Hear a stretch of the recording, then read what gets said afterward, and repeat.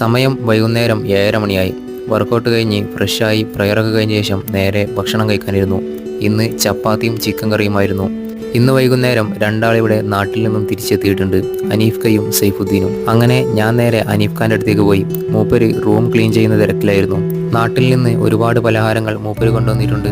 കുറച്ച് സമയം നാട്ടിലെ വിശേഷങ്ങളൊക്കെ ചോദിച്ച് ഞാൻ അവിടെ നിന്നു. അത് കഴിഞ്ഞ് ഞാൻ നേരെ അപ്പുറത്തെ റൂമിലുള്ള സൈഫുദ്ദീൻ്റെ റൂമിലേക്ക് പോയി.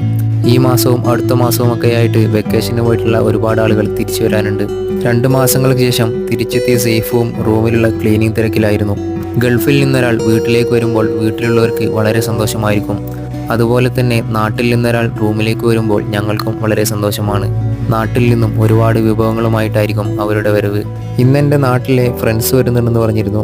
ഏകദേശം 9 മണിയൊക്കെ ആയപ്പോൾ അവരെല്ലാവരും ഇങ്ങോട്ടെത്തി. നാട്ടിലെ എൻ്റെ ഗ്യാങ് എല്ലാം ഇന്ന് പ്രവാസ ജീവിതത്തിലേക്ക് എത്തിയിട്ടുണ്ട്. അപ്പോൾ വീഡിയോ ഇഷ്ടപ്പെട്ട സബ്സ്ക്രൈബ് ചെയ്യാൻ മറക്കല്ലേ.